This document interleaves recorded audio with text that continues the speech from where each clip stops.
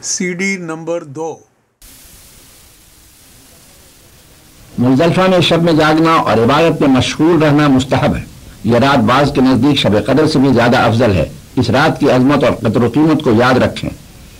बकसरत ऐसा होता है कि अरफात के दिन भर के थके हारे यहाँ पहुँचकर नींद से मगलूब होकर पड़ जाते हैं और यह रात सोते ही कट जाती है।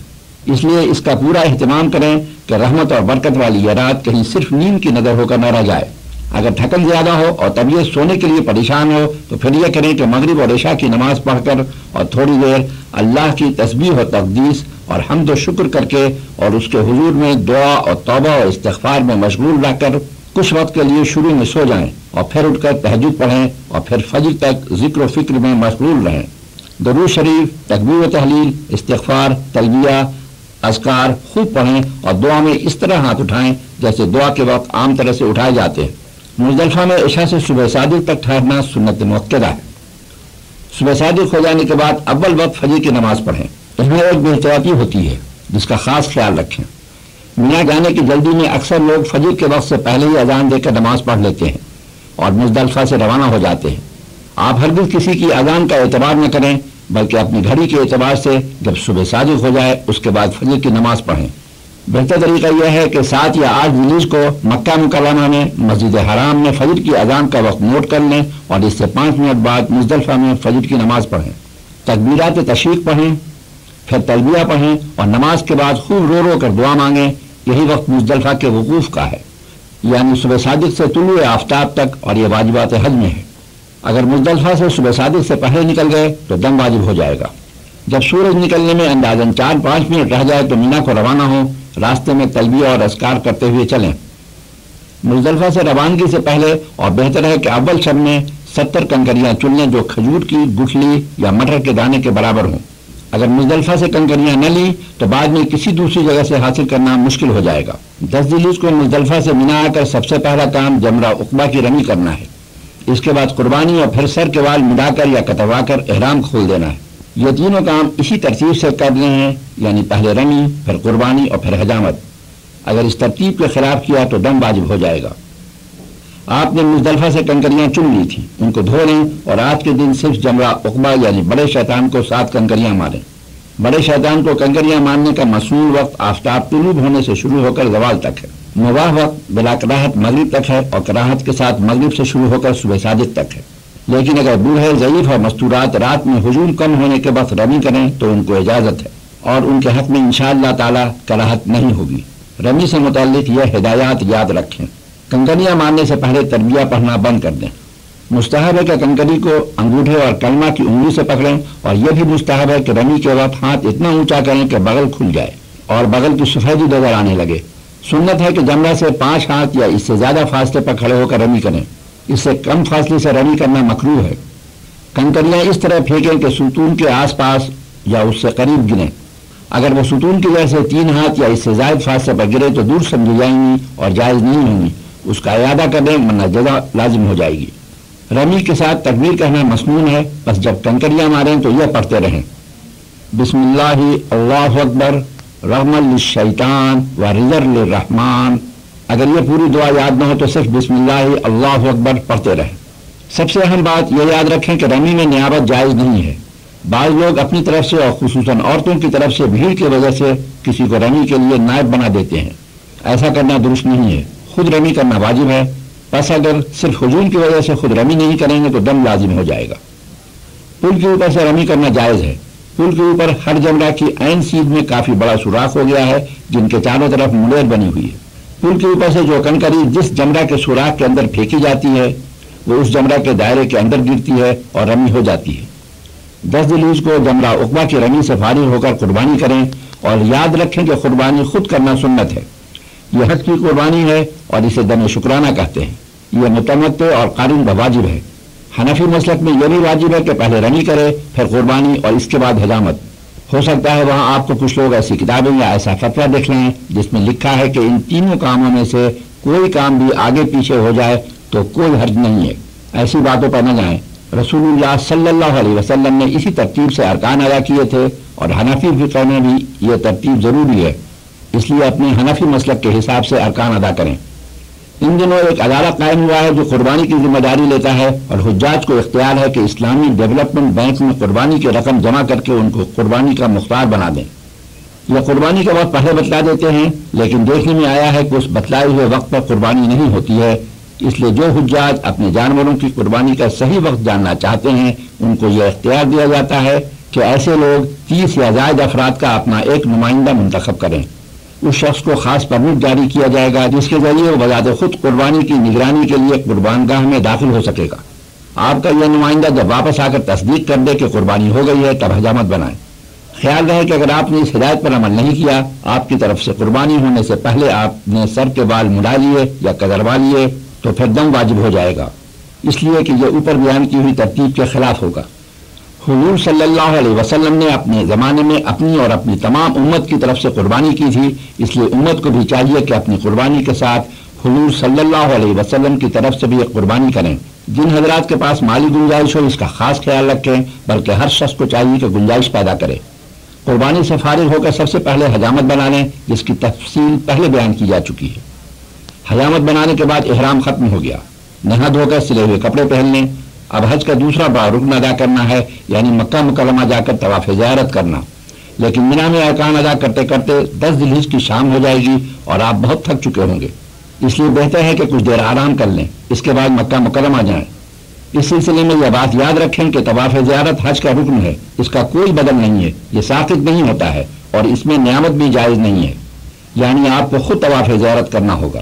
معلوم ہوا ہے کہ بعض لوگ ضعف یا ہجوم کی وجہ سے طواف زیارت نہیں کرتے ہیں۔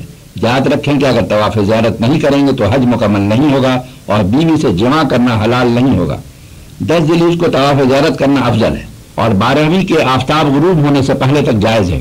اگر اس کے بعد کریں گے تو دیر سے کرنے کی وجہ سے دم واجب ہو جائے گا۔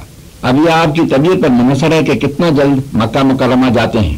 اگر بہت تھکے ہوئے ہیں تو رات کو مینا میں آرام کر لیں اور فجر کی نماز پڑھتے ہی مکہ مکرمہ چلے جائیں، اس وقت ہجوم کم ہوتا ہے، اس لیے اس فریضے سے فارغ ہو جائیں گے۔ یہ طواف آپ سلے ہوئے کپڑے پہن کر کر رہے ہوں گے، اس لیے اس میں استوا نہیں ہے، لیکن چونکہ اس کے بعد صحیح بھی کرنی ہے اس لیے اس طواف میں رمل کریں، یعنی طواف کے پہلے 3 چکروں میں پہلوان کی طرح اکڑ کر شانہ ہلاتے ہوئے قریب قریب قدم رکھ کر تیزی سے چلیں۔ طواف سے فارغ ہو کر حسب دستور ملتزم پر دعا مانگیں، 2 رکعت نماز واجب الطواف پڑھیں، آب زمزم پئیں اور پھر حجر اسود کا نما استلام کر کے صحیح کے لیے صفحہ پر جائیں اور حسب دستور صحیح کریں۔ آپ کے ساتھ اگر عورتیں ہیں تو صحیح کرتے وقت جنگلے سے قریب ہو کر چلیں، اس طرح عورتیں مردوں کے ہجوم سے بچی رہیں گی۔ اگر مکروہ وقت نہ ہو تو مستحب ہے کہ صحیح کے بعد حرم شریف میں آ کر 2 رکعت نماز نفل ادا کریں، اس کے بعد مینا واپس جائیں۔ 11 اور 12 ذی الحجہ کو تینوں جمروں پر کنکریاں اس ترتیب سے ماریں، پہلے جمرہ اولا پر جو مسجد خیف کے قریب ہے، اس کے بعد جمرہ وسطیٰ یعنی بیچ والے پر اور آخر میں جمرہ عقبہ پر۔ یہ ترتیب سنت ہے۔ جمرہ اولا اور جمرہ وسطیٰ پر کنکریاں مارنے کے بعد مجمع سے ہٹ کر دعا مانگیں، لیکن جمرہ عقبہ یعنی بڑے شیطان پر کنکریاں مارنے کے بعد کسی دن بھی دعا کے لیے ٹھہرنا سنت نہیں ہے۔ 11 اور 12 ذی الحجہ کو رمی کرنے کا وقت زوال آفتاب سے شروع ہوتا ہے اور مسنون وقت غروب آفتاب تک ہے، صبح صادق تک مکروہ وقت ہے، لیکن جیسا کہ پہلے بیان کیا جا چکا ہے اگر بوڑھے ضعیف اور مستورات رات میں ہجوم کم ہونے کے وقت رمی کریں تو ان کو اجازت ہے اور ان کے حق میں انشاءاللہ تعالیٰ کراہت نہیں ہوگی۔ 11 اور 12 ذی الحجہ کو رمی کرنے سے متعلق ایک بہت ہی اہم بات یاد رکھیں، جیسا کہ ابھی بیان کیا ہے 11 اور 12 ذی الحجہ کو رمی کرنے کا وقت زوال کے بعد سے شروع ہوتا ہے۔ کسی نے ان 2 دنوں میں سے کسی بھی دن اگر زوال سے پہلے رمی کی تو رمی نہیں ہوگی، زوال کے بعد دوبارہ رمی کرنی ہوگی ورنہ دم لازم ہو جائے گا۔ سننے میں آیا ہے کہ بعض معلم 12 ذی الحجہ کو زوال سے پہلے رمی کرا کر حجاج کو مکہ مکرمہ روانہ کرتے ہیں، اس طرح کرنا غلط ہے، ان کے کہنے پر عمل نہ کریں۔ 12ویں تاریخ کو زوال آفتاب کے بعد رمی کر کے غروب آفتاب سے پہلے مینا سے مکہ روانہ ہو جائیں۔ مکہ مکرمہ میں قیام کے دوران زیادہ سے زیادہ طواف اور عمرہ کرتے رہیں کہ یہ سعادت پھر کہیں اور نصیب نہیں ہوگی۔ مکہ مکرمہ میں قیام کے دوران اپنے علاوہ اپنے والدین، عزیزوں اور دوستوں کی طرف سے عمرہ کر سکتے ہیں۔ جیسے آپ کلام پاک کی تلاوت کر کے دوسروں کو اس کا ثواب بخش دیتے ہیں، اسی طرح حج، عمرہ یا طواف دوسروں کو ثواب پہنچانے کی نیت سے کر سکتے ہیں۔ بعض لوگ وہاں آپ کو گمراہ کریں گے اور عمرہ کرنے سے منع کریں گے، ان کی باتوں میں نہ آئیں۔ جب عمرہ کرنا چاہیں تو بہتر ہے کہ اپنی قیام گاہ پر پہلے غسل کر لیں اور اگر غسل نہ کر سکے تو وضو کر لیں، پھر احرام کی چادر باندھ کر تنعیم چلے جائیں جو مکہ مکرمہ سے 3 میل دور ہے۔ وہاں ایک مسجد ہے جو مسجد عائشہ کے نام سے مشہور ہے. اگر مکروہ وقت میں ہو تو وہاں جا کر سر ڈھانک کر پہلے 2 رکعت نماز تحیۃ المسجد پڑھیں، پھر 2 رکعت نماز احرام کی نیت سے پڑھیں. نماز سے فارغ ہونے کے بعد سر سے ٹوپی یا کپڑا ہٹا لیں، بیٹھ کر عمرہ کی نیت کریں، تلبیہ پڑھیں اور پھر مکہ مکرمہ آ کر حسب قاعدہ عمرہ ادا کریں. اسی طرح جورانہ سے بھی عمرہ کر سکتے ہیں جو مکہ مکرمہ سے 30 کلومیٹر ہے. یہاں ایک کنواں ہے جس کا پانی بہت عمدہ اور لطیف ہے، جس کو حضور اکرم صلی اللہ علیہ وسلم نے اپنے دست مبارک سے کھودا تھا، اور بعض کہتے ہیں کہ حضور اکرم صلی اللہ علیہ وسلم نے اپنے عصائے مبارک کو زمین میں گاڑا تو پانی ابل پڑا. ان دنوں حج کے موقع پر مکہ مکرمہ میں بہت زیادہ گرمی پڑ رہی ہے اور یہ سلسلہ کئی سال تک رہے گا. اس گرمی سے مت گھبرائیں. حدیث ہے کہ جس نے ایک ساتھ مکہ مکرمہ کی گرمی کو برداشت کیا تو اس سے جہنم 100 سال دور ہو جائے گی. اللہ اکبر. ذرا غور کریں اس گرمی کا کتنا بڑا اجر ہے. بہت سے لوگ حج کی مشقت کی وجہ سے مکہ مکرمہ میں بیمار پڑ جاتے ہیں. اس سلسلے میں بھی ایک حدیث سن لیں. جو شخص مکہ مکرمہ میں ایک دن بیمار ہوا تو مکہ مکرمہ کے علاوہ دوسری جگہ کی 60 سال کی عبادت کے برابر صالح عمل لکھا جائے گا. اللہ اکبر کبیرہ والحمد للہ کثیرہ. آفاقی یعنی میقات سے باہر کے رہنے والے حاجیوں کے لیے واپسی کے موقع پر طواف کرنا ضروری ہے. اس کو طواف وداع کہتے ہیں اور یہ واجب ہے. اگر طواف وداع نہیں کریں گے تو دم واجب ہو جائے گا. لیکن اگر حائضہ عورت کو حیض کے عذر کی وجہ سے طواف وداع ترک کرنا پڑے تو اس پر کوئی جزا لازم نہیں آتی. اگر کسی نے طواف زیارت کے بعد ایک بھی نفلی طواف کر لیا تو وہ طواف وداع میں شمار ہو جائے گا. اگر چلتے وقت طواف وداع کے نام سے طواف نہ کیا تو کچھ جزا نہیں ہے. اسی طرح سفر کا ارادہ کیا اور اس لیے طواف وداع کر لیا، اس کے بعد کسی وجہ سے روانگی ملتوی ہو گئی اور پھر مکہ مکرمہ میں قیام ہو گیا تو طواف وداع ادا ہو گیا. لیکن مستحب ہے کہ چلنے کے وقت دوبارہ طواف وداع کر لیں. بعض لوگوں نے مشہور کر رکھا ہے کہ طواف وداع کے بعد حرم شریف میں نہیں جا سکتے ہیں. یہ بالکل غلط ہے. طواف وداع کے بعد مسجد حرام میں جانا، نمازیں ادا کرنا، موقع ہو تو دوبارہ طواف کرنا بالکل جائز ہے. طواف وداع کے بعد نماز کا وقت ہو جائے تو حرم شریف کی حاضری سے اپنے آپ کو محروم رکھنا سراسر جہالت ہے. طواف وداع کے وقت اپنے دل میں زیادہ سے زیادہ حزن و ملال کی کیفیت پیدا کریں اور اللہ نصیب فرما دے تو روتے ہوئے دل اور بہتی ہوئی آنکھوں کے ساتھ طواف کریں. منتظم اور مقام ابراہیم پر بھی دعا کے وقت دل میں یہ فکر ہو کہ معلوم نہیں اس کے بعد بھی ان مقدس مقامات پر اللہ کے حضور میں ہاتھ پھیلانے کی سعادت پھر میسر آئے گی یا نہیں.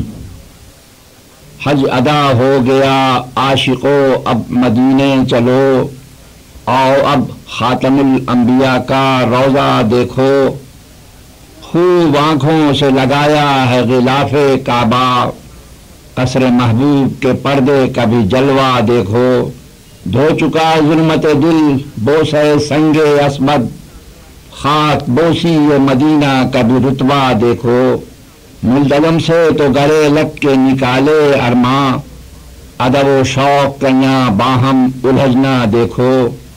ہر مسلمان جس کے دل میں جذبہ ایمانی موجود ہے اور جس کو سید الانبیاء والمرسلین علیہ الصلاۃ والتسلیم کی امت ہونے کا اعتراف اور اقرار ہے اور اس عز و شرف اور اس غلامی پر فخر و ناز ہے، اس کے دل میں رسول اللہ صلی اللہ علیہ وسلم کے روضہ اطہر کی زیارت کا شوق پایا جاتا ہے. اور جس قدر ایمان اور اسلام کی دولت سے سرفراز ہے اور اپنے امتی ہونے کا شناسہ اور قدردان ہے، اسی قدر وہ مدینۃ الرسول صلی اللہ علیہ وسلم کا زیادہ مشتاق اور گرویدہ ہے. حضرت شیخ عبدالحق محدث دہلوی رحمۃ اللہ علیہ اپنی کتاب جذب القلوب میں تحریر فرماتے ہیں، اچھی طرح سمجھ لینا چاہیے کہ رسول اللہ صلی اللہ علیہ وسلم کی زیارت کا قصد کرنا اور آپ کی مسجد شریف کی زیارت سے مشرف ہونا حج مقبول کے برابر ہے، بلکہ جو حج ادا کر کے آیا ہے اس کی بھی قبولیت کا ذریعہ اور سبب ہے. بس حج سے پہلے اگر مدینہ منورہ نہیں گئے ہیں تو آپ کو مدینہ منورہ جانا ہے اور یقیناً اس کا اشتیاق آپ کے دل میں ہوگا. مدینہ منورہ جانے لگیں تو روضہ اقدس کی زیارت کی نیت کریں. مدینہ منورہ جانے کے لیے دن اور رات 24 گھنٹے سواری ملتی ہے. اس معاملے میں آپ معلم کے محتاج ہوں گے کہ وہ کس وقت آپ کے لیے سواری مہیا کرتا ہے. بعض لوگ رات کو سفر کرنا بہتر سمجھتے ہیں اور بعض لوگ دن کے وقت روانہ ہونے کو ترجیح دیتے ہیں. اگر رات کے وقت سفر کریں گے تو رات بھر جاگتے رہنا ممکن نہیں ہوگا، بس میں آپ کو نیند آ جائے گی یا کم از کم غنودگی تو ضرور رہے گی. اس لیے دوران سفر آپ کے لیے درود اور ذکر کا جاری رکھنا مشکل ہوگا. میں بذات خود بعد فجر روانہ ہونا پسند کرتا ہوں، اس لیے اگر ممکن ہو سکے تو بعد نماز فجر روانہ ہوں. مدینہ منورہ کا سفر ایک عبادت ہے اور بہت ہی اہم عبادت ہے. بس ضروری ہے کہ تمام آداب اور مستحبات کو ملحوظ رکھیں. راستہ میں کثرت اوقات بلکہ ہر وقت دل کو خدا اور اس کے رسول اللہ صلی اللہ علیہ وسلم کی عظمت اور جلال سے معمور رکھیں. ہر وقت خشوع و خضوع اور حضور دل کے ساتھ توبہ استغفار اور ذکر الہی اور صلاۃ و سلام میں مست اور مستغرق رہیں. یاد رکھیں کہ درود شریف کی کثرت کو سید الانبیاء والمرسلین علیہ الصلاۃ والتسلیم کے ساتھ روحانی تعلق اور باطنی مناسبت پیدا کرنے میں خصوصی تاثیر ہے، اور کثرت سے درود شریف پڑھنے والے پر اللہ اور رسول اللہ صلی اللہ علیہ وسلم کے خصوصی انعامات ہوتے ہیں. حدیث میں ہے کہ اللہ تعالیٰ نے ایک جماعت فرشتوں کے پیدا کی ہے جو قاصدین زیارت کے تحفہ درود کو دربار نبوی میں پہنچاتے ہیں اور عرض کرتے ہیں کہ فلاں بن فلاں زیارت کو آتا ہے اور یہ تحفہ پہلے بھیجتا ہے. بس مکہ مکرمہ سے روانگی کے ساتھ ہی آپ درود شریف پڑھنا شروع کر دیں. درود ابراہیمی جو نمازیں پڑھتے ہیں اس کو پڑھ سکتے ہیں. اس کے علاوہ ایک مختصر درود شریف ہے، اللہم صلی علی محمد النبی الامی وعلی آلہ وسلم. اس کو یاد کر لیں. حدیث میں اس کے پڑھنے کی بہت فضیلت بیان کی گئی ہے. اگر اس چھوٹے درود شریف کو پڑھیں تو مدینہ منورہ پہنچنے سے پہلے 10,000 مرتبہ پڑھ سکتے ہیں. کوشش کریں کہ مدینہ منورہ پہنچتے پہنچتے زیادہ سے زیادہ درود شریف پڑھ لیں. سامان وغیرہ اپنے ٹھکانے پر رکھنے کے بعد اچھی طرح غسل کریں، مسواک کریں، عمدہ کپڑا پہنیں، اور یہ کپڑے سفید ہوں تو بہتر ہے، اس لیے کہ آن حضرت صلی اللہ علیہ وسلم کے نزدیک سفید کپڑا سب کپڑوں میں پسندیدہ تھا. پھر خوشبو لگائیں اور اس طرح پاک و صاف ہو کر سکون اور وقار اور ادب اور احترام کے ساتھ نیچی نگاہ کیے ہوئے بارگاہ عالی کی جانب روانہ ہوں. خیال رہے کہ یہ وہ بارگاہ عالی ہے جہاں جبریل امین علیہ السلام آتے تھے اور فرشتے اس عالی مقام پر بادب حاضر ہوتے تھے. مسجد نبی میں باب جبریل سے داخل ہونا افضل ہے. ویسے کسی بھی دروازے سے اندر جا سکتے ہیں. پہلے دانا پیر اندر رکھیں اور پھر یہ دعا پڑھیں، بسم اللہ والصلاۃ والسلام علی رسول اللہ، اللہم اغفر لی ذنوبی وافتح لی ابواب رحمتک. اور اعتکاف کی نیت کریں کہ یا اللہ میں اعتکاف کی نیت کرتا ہوں، جب تک میں مسجد نبی میں رہوں میرا اعتکاف رہے. اگر باب جبریل سے داخل ہوں تو حجرہ شریف کے پیچھے کی طرف سے جائیں، آگے کی طرف سے نہ جائیں. اگر مکروہ وقت نہ ہو تو 2 رکعت نماز تحیۃ المسجد پڑھیں. موقع مل جائے تو یہ نماز ریاض الجنہ میں پڑھیں، ورنہ مسجد نبوی میں کسی جگہ بھی پڑھ لیں.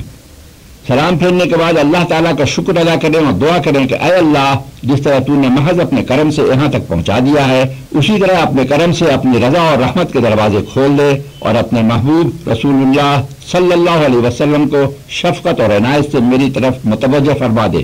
بہتر ہے کہ 2 رکعت شکرانے کی نیت سے پڑھیں.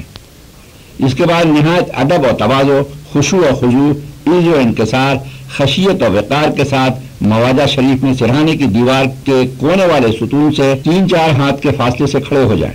قبلہ کی طرف پشت ہو اور حجرہ شریف کی دیوار کی بیچ والی جالی کے سامنے ہوں. نظریں نیچے رکھیں.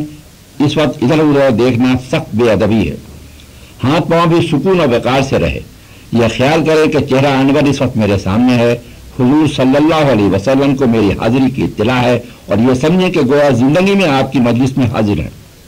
سلام کے بارے میں وہی بات یاد رکھیں جو طواف اور ملتزم پر پڑھنے کے سلسلے میں بیان کی جا چکی ہیں. عام پاکستانی عربی بالکل نہیں جانتا ہے، اور سلام کی لمبی چوڑی دعائیں اس کو نہ تو یاد ہوتی ہیں اور نہ وہ ان کے معنی سمجھتا ہے. کتاب دیکھ کر پڑھنے میں دھیان کتاب کی عبارت بھی رہتا ہے اور خشوع و خضوع نہیں ہوتا ہے. ان کے لیے ضروری ہے کہ وہ مختصر سلام عرض کریں. مشورہ ہے کہ یہ چند جملے یاد کر لیں اور صرف انہی کو آنکھ بند کر کے توجہ سے بار بار پڑھیں. فرق خود محسوس کریں گے. الصلاۃ والسلام علیک یا رسول اللہ، الصلاۃ والسلام علیک یا نبی اللہ، الصلاۃ والسلام علیک یا حبیب اللہ، الصلاۃ والسلام علیک یا خاتم الانبیاء، الصلاۃ والسلام علیک یا سید الانبیاء والمرسلین ورحمۃ اللہ وبرکاتہ. اس کے بعد حضور صلی اللہ علیہ وسلم سے شفاعت کی درخواست کیجیے کہ حضور والا، گناہوں کے بوجھ نے میری کمر توڑ دی ہے، میں آپ کے سامنے اپنے گناہوں سے توبہ کرتا ہوں اور اللہ سے معافی چاہتا ہوں. حضور بھی میرے لیے دعا فرمائے اور قیامت کے دن میری شفاعت فرمائے. اس معاملے میں اپنے دل کی سب فرمائشیں پوری کیجیے. کوئی حسرت باقی نہ رہے. کبھی صرف آنسوؤں کی زبان سے کام لیجیے اور کبھی ذوق و شوق کی زبان میں عرض کیجیے. درود شریف طویل بھی ہیں اور مختصر بھی، جس میں دل لگے اور ذوق پیدا ہو اس کو. حضرت عبداللہ بن مسعود رضی اللہ عنہ سے روایت ہے کہ رسول اللہ صلی اللہ علیہ وسلم نے فرمایا کہ قیامت کے دن قریب ترین اور مجھ پر زیادہ حق رکھنے والا وہ ہوگا جو مجھ پر زیادہ صلوات بھیجے گا۔ مدینہ منورہ میں آپ کم از کم 8 دن ٹھہریں گے۔ کوشش کریں کہ آپ کا زیادہ سے زیادہ وقت مسجد نبوی میں گزرے، اور یہ بھی کوشش کریں کہ اس 8 دن میں 1.25 لاکھ یا کم سے کم 1 لاکھ درود شریف پڑھ لیں۔ سننے میں یہ تعداد بہت زیادہ معلوم ہوتی ہے، لیکن ابھی جو چھوٹا درود شریف بتلایا ہے، یعنی اللہم صلی علی محمد من نبی الامی وعلی آلہ وسلم، اس کو بہت آسانی سے ایک دن میں 12,500 پڑھ سکتے ہیں، بلکہ اس سے بھی زیادہ پڑھ سکتے ہیں۔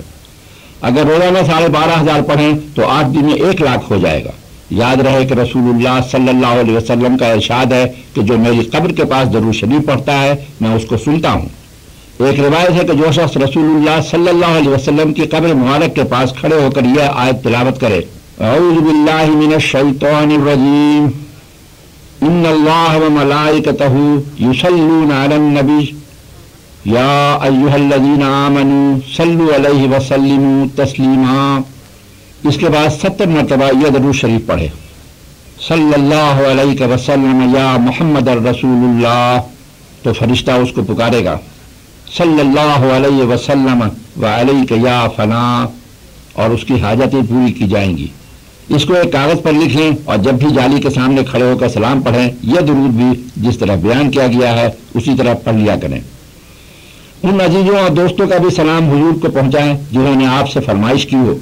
اگر سب کا نام لینا مشکل ہو تو اتنا ہی کہہ دیں کہ حضور، آپ پر ایمان رکھنے والے اور آپ کا نام لینے والے میرے چند عزیزوں اور دوستوں نے بھی سلام عرض کیا ہے، حضور ان کا بھی سلام قبول فرمائیں اور ان کے لیے بھی اپنے رب سے مغفرت مانگیں، وہ بھی حضور کی شفاعت کے طلبگار اور امیدوار ہیں۔ ایک مخلصانہ مشورہ ہے کہ مواجہ شریف میں جہاں حضور سے اپنی باتیں عرض کریں، وہاں کبھی دین کی خدمت اور نصرت کا عہد بھی آپ سے کریں، انشاءاللہ تعالیٰ اس کی برکتیں خود ظاہر ہوں گی۔ جب بھی روضہ اقدس پر حاضر ہوں اور رسول اللہ صلی اللہ علیہ وسلم کو درود و سلام پیش کریں تو حضرت ابو بکر صدیق رضی اللہ عنہ اور حضرت عمر فاروق رضی اللہ عنہ کی خدمت میں بھی سلام پیش کریں۔ جب بھی موقع ملے حضور صلی اللہ علیہ وسلم اور شیخین رضی اللہ تعالی عنہما کو سلام پیش کرنے کے بعد بقیع کی زیارت کو ضرور حاضر ہوا کریں۔ احد وہ پہاڑ ہے جس کے متعلق حضور صلی اللہ علیہ وسلم نے فرمایا، ہم کو اس سے محبت ہے اور اس کو ہم سے محبت ہے۔ اس پہاڑ کے دامن میں جنگ احد ہوئی تھی جس میں خود آن حضرت صلی اللہ علیہ وسلم بھی زخمی ہوئے تھے اور تقریباً 70 جان نثار صحابہ اکرام رضی اللہ تعالی عنہم شہید ہوئے تھے، جن میں آپ کے چچا حضرت حمزہ رضی اللہ عنہ بھی تھے۔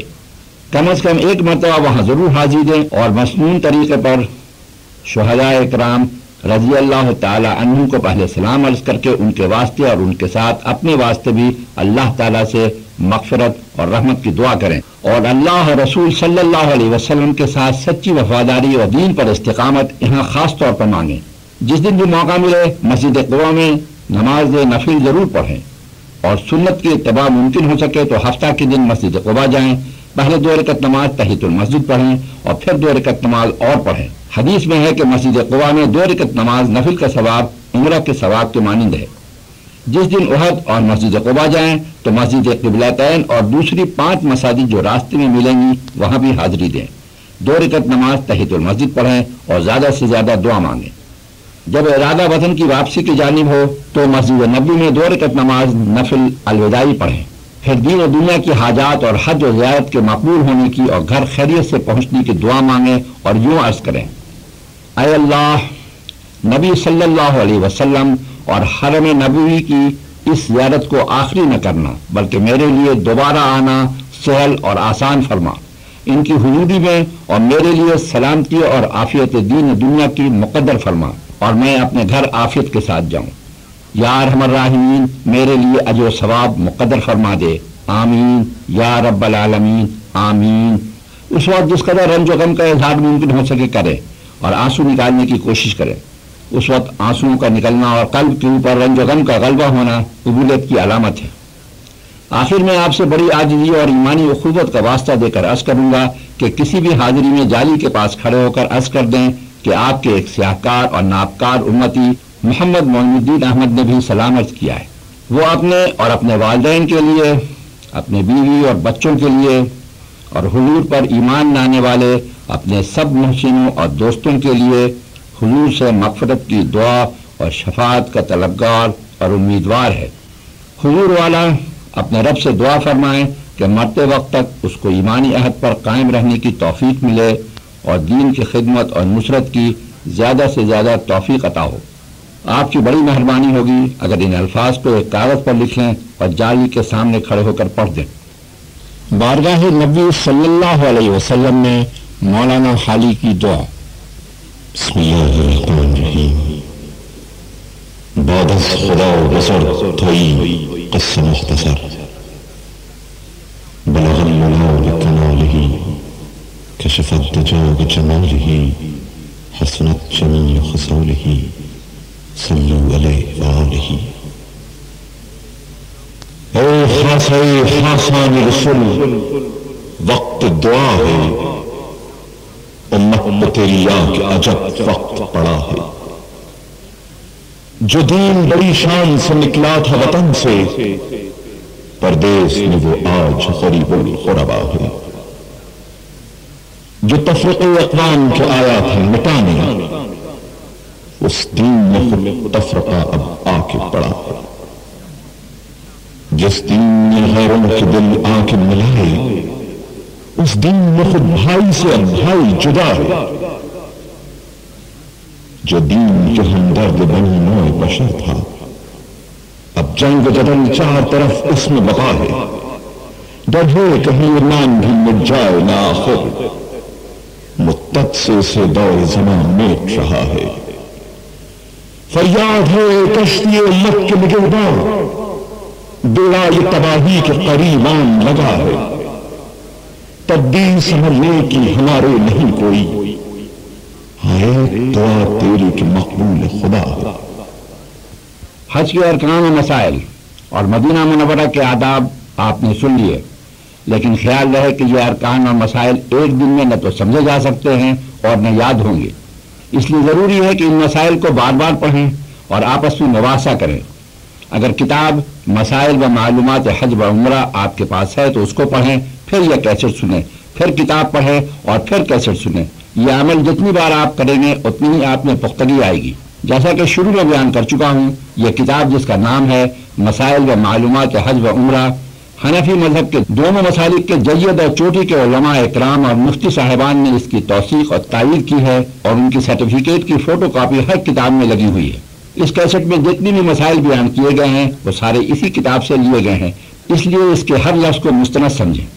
جیسا کہ شروع میں بیان کیا جا چکا ہے، اگر آپ کی کوشش ہو کہ دوسرے لوگ حج کے مسائل اور ارکان سیکھیں اور سمجھیں تو آپ کا یہ فعل آپ کے اپنی عمرہ اور حج کی مقبولیت کا باعث بن سکتا ہے۔ اس لیے میری درخواست ہے کہ اس کیسٹ کی زیادہ سے زیادہ کاپی کرائیں اور دوسرے لوگوں میں تقسیم کریں تاکہ دوسرے بھی مسائل اور ارکان سے واقف ہو جائیں۔ یہ کام ایک طرح سے تبلیغی کام ہے اور بڑے ثواب کا کام ہے، اس میں زیادہ سے زیادہ حصہ لیں۔ اب اس کیسٹ کے دوسری طرف مسائل اور ارکان سے متعلق سوالات اور ان کے جوابات سنیں، لیکن اس سے پہلے ایک بہت ہی مختصر قوالی سماعت فرمائیں۔ آ گیا لو آ گیا حج کا مہینہ آ گیا،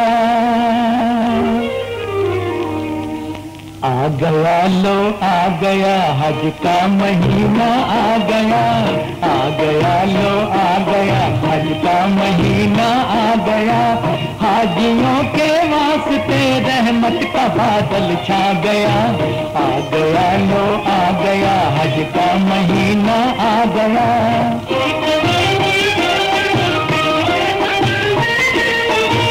دیکھیے حجاج ہوتے ہیں سفینے پر سوار، کلمہ توحید پڑھتے جا رہے ہیں بار بار، آنکھ میں آنسو ہے چہرے پر خوشی کا نور ہے، ان کا سینہ جلوائے ایمان سے معمور ہے۔ الوداع اے سوئے کعبہ جانے والوں الوداع، دونوں عالم کی مرادیں پانے والوں الوداع، حاجیوں کو جب عزیزوں نے خدا حافظ کہا، ہر طرف سے فی امان اللہ کی آئی صدا،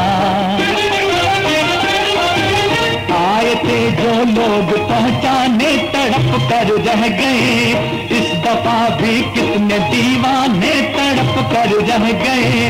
रुखसती का ये समा अहबाब को तड़पा गया, आ गया लो आ गया, हज का महीना आ गया।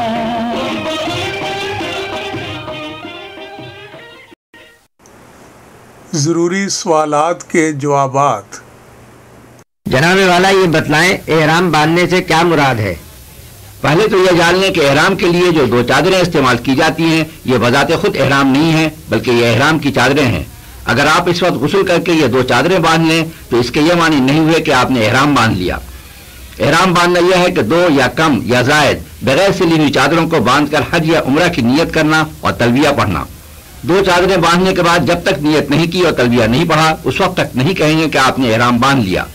यह भी ख्याल रहे कि 2 चादर बांधने के बाद और नियत और तलबिया के बाद अगर आप इन 2 चादरों को उतार दें तो इसके यह मानी नहीं होंगे कि आपने एहराम उतार दिया या खोल दिया। उम्रा या हज जिसका भी एहराम हो उससे आप उसी वक्त निकलेंगे, या दूसरे लफ्जों में आप उसी वक्त हलाल होंगे जब सारे अरकान अदा करके हजामत बना लें। अगर ये चादरें नापाक हो जाएं या किसी और वजह से आप चाहें तो यह कपड़े जितनी बार दिल चाहे बदल सकते हैं, लेकिन एहराम को सिर्फ मैला होने की वजह से हरगिज न बदलें। मुहरिम के लिए यह मैला कुचैला फकीराना लिबास ही अफजल है। जनाब ये बतलाएं कि एहराम किस जगह से बांधना चाहिए। वो मकामात जहाँ से एहराम बांधना वाजिब है उनको मीकात कहते हैं। अगर कोई आफाकी मुसलमान यानी मीकात से बाहर रहने वाला जैसे पाकिस्तान, दुबई, रियाज या मदीना मुनव्वरा का रहने वाला मक्का मुकर्रमा या हुदूद हरम में दाखिल होने का इरादा रखता हो, खा हज या उम्रा की नीयत से या किसी और गर्ज से, उसको मीकात से बगैर एहराम के गुजरना नाजायज है। अगर वो बगैर एहराम के हुदूद हरम में दाखिल हो गया तो गुनाहगार होगा और दम वाजिब हो जाएगा। उसके लिए लाजिम है कि वो मीकात पर वापस जाए, एहराम की चादर बांधे, उम्रा या हज की नीयत करे, तलबिया पढ़े और फिर हुदूद हरम में दाखिल हो। वैसे ये अफजल है कि अपने घर ही से एहराम बांध कर जाए। यहाँ एक बात बतला दूं, देखने में आया है कि हवाई जहाज से जाने वाले बाज हजरात बगैर एहराम के रवाना हो जाते हैं और जद्दा पहुंचकर एहराम बांधते हैं। यह तरीका गलत है। ख्याल रहे कि जद्दा पहुंचने से पहले हवाई जहाज 2 मीकातों की महादूर से गुजरकर जद्दा पहुंचता है। इसलिए उलमाए कराम का इस बात पर इत्तेफाक है कि ऐसे लोगों को जद्दा पहुंचकर एहराम बांधना किसी तरह जायज नहीं है। इसलिए हवाई जहाज से सफर करके हज या उम्रा करने वाले हजरात को चाहिए कि अपने घर से एहराम बांध कर रवाना हो, या फिर हवाई जहाज पर जद्दा पहुंचने से 1 घंटा पहले और बेहतर है कि 2 घंटा पहले एहराम बांध लें। अगर बगैर एहराम जद्दा पहुंच गए तो बिला एहराम बांधे मीकात से आगे गुजरने पर गुनहगार होंगे और दम भी वाजिब हो जाएगा। अगर घर से एहराम बांध कर रवाना होना मुश्किल हो या हवाई जहाज पर भी एहराम बांधना मुमकिन न हो, जैसा कि अमेरिका, इंग्लैंड वगैरह से आने वालों के लिए हो सकता है, तो ऐसे हजरात के लिए सबसे बेहतर सूरत यह है कि पहले मदीना मुनव्वरा जाने की नीयत से घर से रवाना हो। जद्दा पहुंचकर सीधे मदीना मुनव्वरा चले जाएं और रोज़ा अक़दस की हाजिरी के बाद मदीना मुनव्वरा से एहराम बांधकर मक्का मुकर्रमा जाएं। इस राय से यह मसला भी हल हो गया कि जो लोग पहले मक्का मुकर्रमा के बजाय पहले मदीना मुनव्वरा जाना चाहें उनको एहराम कहाँ से बांधना चाहिए। हजरत आप ये बतलाएं कि औरत का एहराम क्या है। औरत के लिए एहराम बांधते वक्त मर्दों की तरह तहमद बांधने और चादर ओढ़ने का हुक्म नहीं है। औरत रोजमर्रा के सिले हुए कपड़े पहने, मोजा और दस्ताना भी पहन सकती है। रेशमी सिला हुआ कपड़ा, सोना और दीगर हर किस्म के जेवर पहन सकती है। ऐसा जूता भी पहन सकती है जिससे बीच के कदम की हड्डी भी छुप जाए। औरत का एहराम उसके मुंह में है। इसके मानी यह हुए कि उसको एहराम की हालत में अपने चेहरे को इस तरह ढाकना मना है कि कपड़ा चेहरे को मस करे। कपड़े से न तमाम चेहरे को ढाके न उसके बाद हिस्से को, मसलन रुखसार या नाक या ठोड़ी। मर्द की तरह औरत सर खुला न रखे, इसलिए कि औरत को सर ढाकना हमेशा वाजिब है। औरत को चाहिए कि एहराम की हालत में सर पर छोटा रुमाल बांध ले ताकि सर न खुले, लेकिन ख्याल रहे कि पेशानी पर न लगे, इसलिए कि पेशानी मुंह का हिस्सा है और मुंह पर कपड़ा लगाना मना है। वुज़ू के बाद सर के रुमाल को खोलकर सर के बालों पर मसाह करे। बाज़ औरतें कपड़े ही पर मसाह कर लेती हैं, यह गलत है। इस तरह इनका मसा नहीं होगा, और जब मसा न हुआ तो वुज़ू भी न हुआ, और जब वुज़ू नहीं हुआ तो नमाज कैसे होगी। लिहाजा औरतें बहुत एहतियात रखें और मसा सही तरीके से करें। इसी तरह पाकी के गुस्ल के लिए सर से रुमाल उतार कर गुस्ल करें और बालों को पूरे तौर पर धोएं ताकि जड़ में पानी पहुंच जाए, और तमाम बदन को धोएं लेकिन खुशबू वाला साबुन इस्तेमाल न करें और न मैल उतारें। ये बतलाएं तलबिया पढ़ना कब शुरू होता है और कब बंद हो जाता है। जैसा कि पहले बतलाया है, एहराम के लिए तलबिया पढ़ना शर्त है और बगैर नियत और तलबिया के मुहरिम नहीं होता है। उम्रा करने वालों का तलबिया उम्रा की नियत करने के फौरन बाद शुरू हो जाता है اور عمرے کا طواف شروع کرنے سے پہلے بند ہو جاتا ہے۔ اسی طرح جب مکہ مکرمہ میں حج کا احرام باندھیں تو نیت کے فوری بعد تلبیہ شروع کریں۔ 10 ذی الحجہ کو بڑے شیطان کو پہلی کنکری مارنے سے پہلے تلبیہ پڑھنا ختم ہو جاتا ہے۔ ہر طواف کے بعد 2 رکعت نماز پڑھنا واجب ہے۔ یہ بتلائیں کہ کن اوقات میں یہ نماز پڑھنا مکروہ ہے۔ واجب، سنت یا نفل کوئی بھی نماز ہو، ان کے پڑھنے کے لیے یہ ممنوع اوقات ہیں۔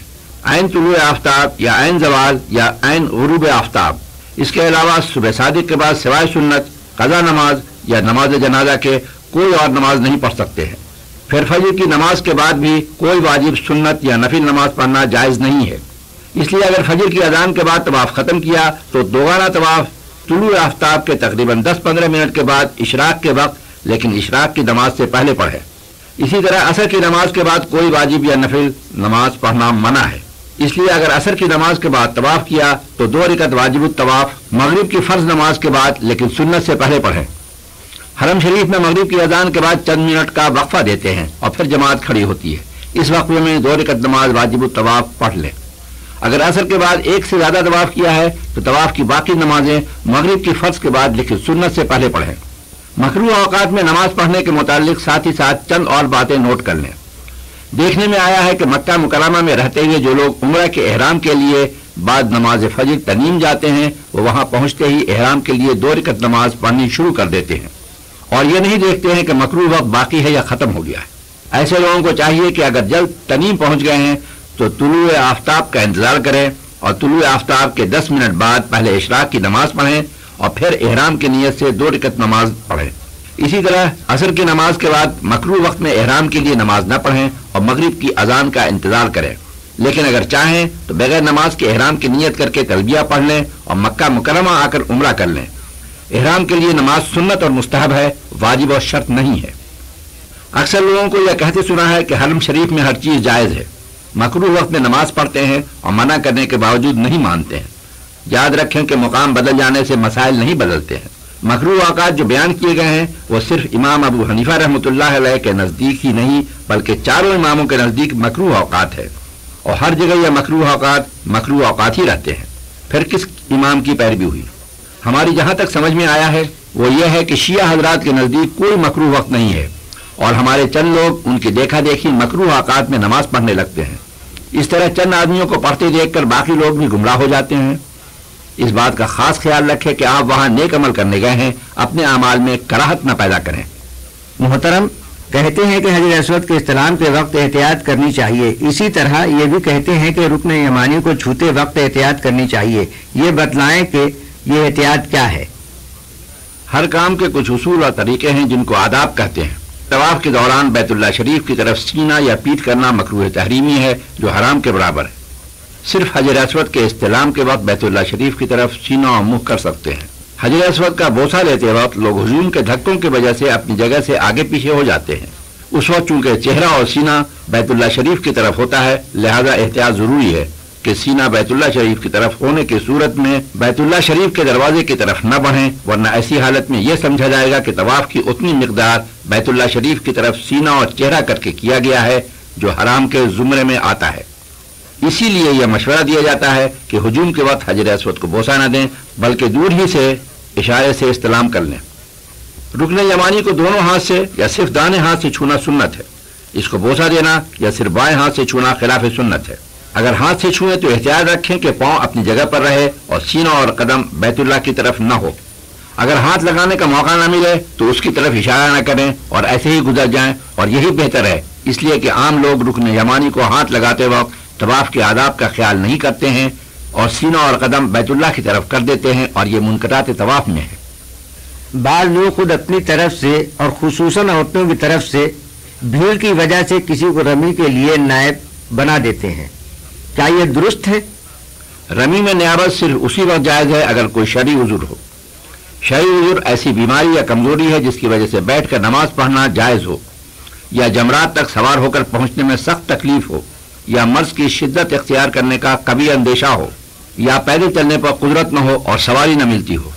ایسا شخص معذور ہے، وہ اپنی طرف سے دوسرے آدمی کو نائب بنا کر رمی کرا سکتا ہے، لیکن جو لوگ اس تفصیل کے مطابق شرعاً معذور نہ ہوں انہیں ہجوم کی کثرت کی وجہ سے رمی چھوڑ دینا یا دوسرے سے رمی کرانا جائز نہیں ہے، خود رمی کرنا واجب ہے۔ ایسے لوگ صرف ہجوم کی وجہ سے رمی نہیں کریں گے تو دم لازم ہوگا۔ فقہا نے عورت اور بیمار اور ضعیف آدمی کے لیے ہجوم کے خوف کو عذر قرار دیتے ہوئے ایسے لوگوں کو رات میں رمی کرنے کو درست اور جائز کہا ہے۔ رات میں خصوصاً عشاء کی نماز کے بعد جمرات پر کوئی ہجوم نہیں ہوتا ہے، اس لیے عورتیں اور ضعیف مرد اس وقت اپنی رمی آپ کر لیں۔ جناب یہ بتلائیں کہ کن حالات میں مکہ مکرمہ میں اور منا و عرفات میں قصر نماز پڑھنی چاہیے؟ شریعت میں مسافر اس کو کہتے ہیں جو اتنی دور جانے کا ارادہ کر کے گھر سے نکلے جہاں 3 دن میں پیدل پہنچ سکتے ہیں۔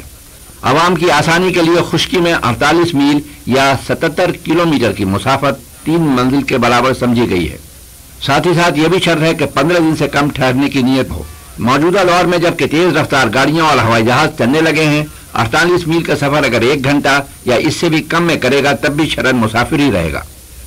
15 دن یا اس سے زیادہ ٹھہرنے کی نیت ہو تو مسافر نہیں رہے گا بلکہ مقیم ہو جائے گا۔ لیکن اگر کوئی شخص 2 مقامات میں 15 روز سے زیادہ ٹھہرنے کی نیت کرے اور اگر وہ دونوں مقام مستقل جدا جدا ہوں تو وہ مقیم نہیں ہوگا۔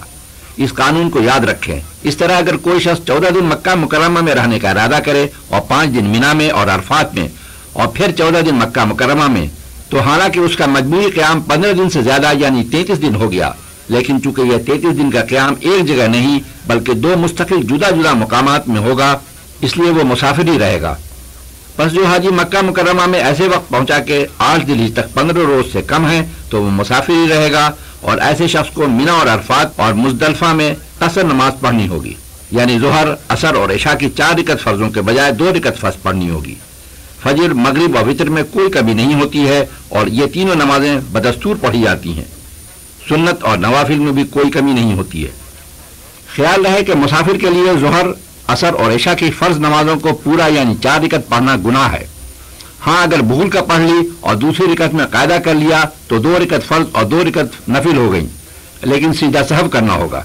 اگر غلطی سے پوری 4 رکعت پڑھ کر سلام پھیر دیا اور گفتگو کر لی اور اس طرح سیدھا سہو کا موقع نکل گیا تو یہ 4 رکعتیں نفل ہو گئیں، اس لیے فرض نماز اثر نو پڑھے۔ حرمین شریفین میں مقیم امام نماز پڑھاتا ہے، اس کے پیچھے مسافر ہو تب بھی پوری 4 رکعت پڑھنی ہوگی۔ بہت سے حجاج اپنی ناواقفیت کی وجہ سے مقیم امام کے پیچھے 4 رکعت والی نماز میں 2 رکعت پر سلام پھیر دیتے ہیں، یہ غلط ہے اور ایسا کرنے والی کی نماز نہیں ہوگی۔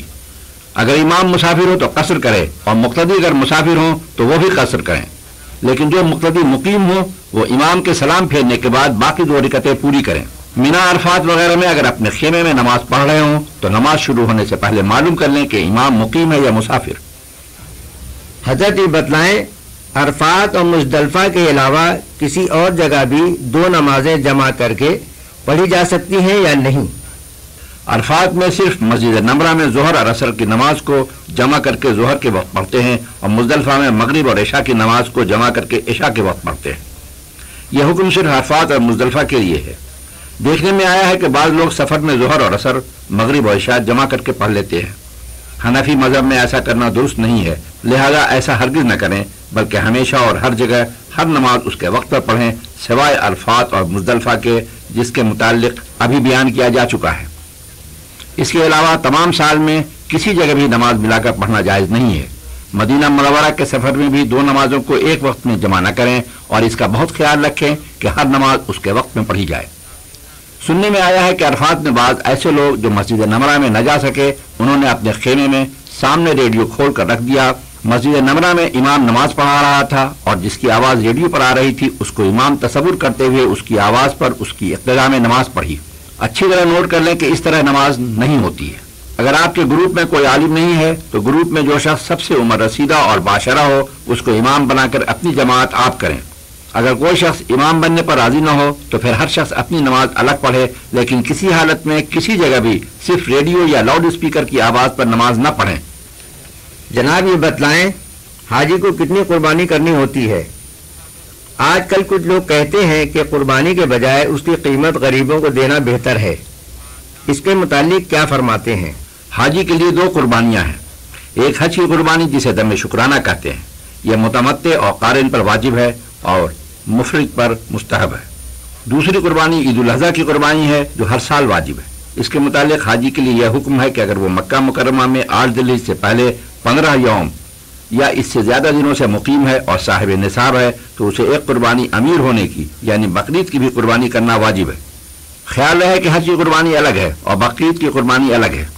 جو حاجی مسافر ہے یعنی اس کو مکہ مکرمہ میں 8 ذی الحجہ تک 15 دن نہیں ہوئے ہیں، اس پر بقرعید کی قربانی واجب نہیں ہے، لیکن قربانی کا ثواب بہت ہے، اس لیے اگر گنجائش ہو تو کرنا بہتر ہے۔ عید الاضحیٰ یعنی بقرعید کی قربانی وطن میں بھی کرائی جا سکتی ہے، اس لیے آپ حج پر روانہ ہونے سے پہلے اپنے گھر والوں کو ہدایت کر سکتے ہیں کہ بقرعید کی قربانی جیسے ہر سال ہوتی ہے اس سال بھی کرا دینا۔ اب رہا یہ سوال کہ قربانی ہی کی جائے یا اس کی قیمت صدقہ کر دی جائے۔ قربانی سے متعلق ایک حدیث ہے کہ جو شخص باوجود وسعت کے قربانی نہ کرے وہ ہماری عیدگاہ میں نہ آئے۔ یہ سخت تنبیہ ہے کہ جو شخص قربانی کی وقت اور حرمت نہیں کرتا اس کو عید کی نماز پڑھنے کا کیا حق ہے؟ مسلمان کی شان تو یہ ہونی چاہیے کہ اللہ اور اس کے رسول کے فرمان کے آگے سر تسلیم خم کر دے، نہ کہ اس میں چون و چرا کرے اور نئے اصول بنائے۔ اس قسم کی باتیں مسلمان کی شان سے بعید ہیں۔ یہ بات اپنے دماغ میں بٹھا لیں کہ کسی شرعی حکم کی مصلحت ہماری سمجھ میں آئے یا نہ آئے، اس پر عمل کرنا ہمارے ایمان کا امتحان ہے۔ قربانی کرنا حضرت ابراہیم علیہ السلام کی سنت ہے اور حدیث میں ہے کہ قربانی کے جانور کے ہر بال کے بدلے میں ایک نیکی لکھی جاتی ہے۔ دوسری حدیث میں ہے کہ قیامت کے دن جانور ماں اپنے خون اور گوشت وغیرہ کے لایا جائے گا اور 70 درجے زیادہ وزنی بنا کر ترازو میں رکھا جائے گا۔ ان احادیث کی روشنی میں جواب صاف ظاہر ہے کہ قربانی کی جگہ اس کی قیمت صدقہ کرنا کسی طرح نہ تو جائز ہے اور نہ مناسب ہے۔ طواف زیارت کس کو کہتے ہیں؟ بعض لوگ ہجوم کی وجہ سے یا بوڑھے ہونے کی وجہ سے طواف زیارت نہیں کرتے ہیں، ان کے لیے کیا حکم ہے؟ حج میں رمی، قربانی اور حجامت کے بعد جو طواف کیا جاتا ہے اس کو طواف زیارت کہتے ہیں۔ اگر حج کی صحیح مینا روانہ ہونے سے پہلے نہ کر لی ہو تو اس طواف کے بعد صحیح بھی کی جاتی ہے۔ 10ویں ذی الحجہ کو کرنا افضل ہے اور 12ویں کے آفتاب غروب ہونے تک جائز ہے۔ اگر بلا عذر 12 ذی الحجہ کے بعد کیا تو تاخیر کی وجہ سے گناہگار ہوں گے اور دم بھی دینا ہوگا۔ یہ طواف حج کا رکن ہے اور رکن کا کوئی بدل نہیں ہوتا ہے، یہ کسی دوسرے کے ذریعے نہیں کرا سکتے ہیں، یعنی خود کرنا ہوگا۔ یہ کسی حالت میں بھی معاف نہیں ہے، اس کے بغیر حج مکمل نہیں ہوگا اور عورت حلال نہیں ہوگی۔ انتہائی افسوس کی بات ہوگی کہ کوئی اتنا روپیہ خرچ کر کے حج کے لیے جائے اور حج کو مکمل طور سے ادا کیے بغیر آ جائے۔ عورت اگر ماہواری سے ہو تو اس کو اجازت ہے کہ طواف زیارت کو مؤخر کرے اور جیسے ہی پاک ہو جائے فوری طواف زیارت کرے۔ ایک مشکل مرحلہ آ سکتا ہے کہ کسی عورت کو طواف زیارت کرنے سے پہلے حیض شروع ہو گیا اور اس کی روانگی کی تاریخ 14-15 ذی الحجہ ہے۔ حج کانفرنس میں حکومت پاکستان سے سفارش کی گئی ہے کہ ایسے لوگوں کو چند دن اور ٹھہرنے کی اجازت دی جائے اور یہ کہ جہاز میں بعد کی تاریخوں میں ان کی نشست تبدیل کر دی جائے۔ اس لیے عورت کو چاہیے کہ پاک ہونے تک وہاں ٹھہرے اور شرعی حکم کے مطابق پاک ہو کر طواف زیارت کر کے حج کو پورا کرے۔ سعودی عرب میں مقیم لوگوں کے لیے دوبارہ مکہ مکرمہ آنا کوئی مشکل نہیں ہے، اس لیے وہاں کی مقیم عورت کے ساتھ اگر یہ صورتحال ہو اور اس کے لیے مکہ مکرمہ میں فی الحال رکنا ممکن نہ ہو تو وہ بغیر طواف زیارت اپنے گھر واپس جائے اور پہلی فرصت میں عمرہ کا احرام باندھ کر مکہ مکرمہ آئے۔ پہلے عمرہ کے تمام ارکان ادا کرے، اس کے بعد طواف کرے اور تاخیر سے طواف زیارت کرنے کا دم بھی دے۔ کن دنوں میں عمرہ کرنا منع ہے؟ دیکھنے میں آیا ہے کہ مکہ مکرمہ میں حج کے بعد بعض لوگ عمرہ کرنے سے منع کرتے ہیں، اس کے متعلق کیا حکم ہے؟ حج کے 5 دنوں میں یعنی 9 ذی الحجہ سے 13 ذی الحجہ تک عمرہ کرنا منع ہے۔ اس کے علاوہ سال کے باقی 360 دنوں میں جب چاہے اور جتنی دفعہ دل چاہے عمرہ کریں۔ ہمارے حنفی مذہب میں اس کی اجازت ہے۔ ہو سکتا ہے کہ کچھ لوگ وہاں آپ کو گمراہ کریں اور عمرہ کرنے سے منع کریں، بلکہ کچھ لوگ ایسی کتاب بھی دکھاتے ہیں جس میں عمرہ کرنا منع لکھا ہے۔ ان کی باتوں میں نہ آئیں اور اپنے حنفی مذہب کے مطابق افعال ادا کریں۔ صرف ایک بات کا خیال رکھیں، وہ یہ کہ ایک دفعہ عمرہ یا حج کا احرام باندھ لیا ہے تو پھر دوسرا احرام اس وقت تک نہیں باندھ سکتے ہیں جب تک کہ پہلے احرام کے تمام افعال ادا کر کے حلال نہ ہو جائیں۔ جناب والا یہ بتلائیں حج قران کے کیا معنی ہیں اور اس کا کیا طریقہ ہے؟ قران کے لفظی معنی 2 چیزوں کے ملانے کے ہیں۔ حج کے ساتھ عمرہ کو بھی شروع سے جمع کریں، یعنی عمرہ اور حج دونوں کا ملا کر بیک وقت احرام باندھیں تو اس کو حج قران کہتے ہیں اور ایسا حج کرنے والے کو قارن کہتے ہیں۔ نیت کرتے وقت یہ نیت کریں کہ یا اللہ میں عمرہ اور حج کے احرام کی نیت کرتا ہوں، ان دونوں کو میرے لیے آسان بنا دے اور قبول فرما لے۔ مکہ مکرمہ پہنچ کر عمرہ کا طواف ما رمل اور استوا کریں، اس کے بعد عمرہ کی صحیح کریں۔ صحیح کے بعد حجامت نہ بنوائیں ورنہ دم واجب ہو جائے گا۔ اس کے بعد اسی دن یا پہلی فرصت میں طواف قدوم کریں۔ طواف قدوم کے بعد حج کی صحیح کریں کہ اس کو اسی وقت کرنا سنت ہے۔ صحیح کے بعد حجامت نہ بنوائیں، احرام کی حالت ہی میں مکہ مکرمہ میں رہیں اور نفلی طواف خوب کرتے رہیں۔ نفلی طواف کے بعد صحیح نہیں ہوتی ہے، اس لیے نفلی طواف میں رمل اور استوا نہ کریں۔ 8 ذوالحجہ کو سورج نکلنے کے بعد اسی احرام میں مینا جائیں اور جیسے پہلے بیان ہو چکا ہے حج کے تمام ارکان ادا کریں۔ قربانی کے وقت یاد رکھیں کہ قران کی قربانی کی نیت کریں ورنہ قران کی قربانی نہیں ہوگی۔ اگر کسی دوسرے کے ذریعے سے قربانی کرائیں تو اس کو تاکید کر دیں کہ قران کی قربانی کی نیت کر کے قربانی کرے۔ حجامت کے بعد مکہ مکرمہ جا کر طواف زیارت کریں اور چونکہ حج کی صحیح پہلے کر چکے ہیں اس لیے صرف طواف کریں، اور چونکہ اس طواف کے بعد صحیح نہیں کرنی ہے اس لیے اس طواف میں رمل نہ کریں۔ جناب یہ بتلائیں جنایات کیا ہیں اور اس کے کیا معنی ہیں؟ جنایات جنایت کی جمع ہے۔ جنایت کا معنی ہے برا کرنا، اور شرعی نگاہ سے اس کے معنی ہے حرام فعل کا ارتکاب کرنا۔ حج کے بیان میں جنایت سے مراد وہ کام ہے جس کی حرمت احرام یا حرم کی وجہ سے ہو اور اس میں قصدن یا سہون کوتاہی کرنا۔ حرم کی جنایات یعنی جن امور کا حدود حرم میں کرنا منع ہے، خواہ وہ احرام کی حالت میں یا بغیر حالت احرام میں ہو، وہ دو ہیں۔ ایک حرم کے جانور کو چھیڑنا یعنی شکار کرنا اور تکلیف پہنچانا، دوسرا حرم کا درخت اور گھاس کاٹنا۔ احرام کی جنایات یعنی وہ چیزیں جن کا احرام میں کرنا منع ہے وہ یہ 8 ہیں۔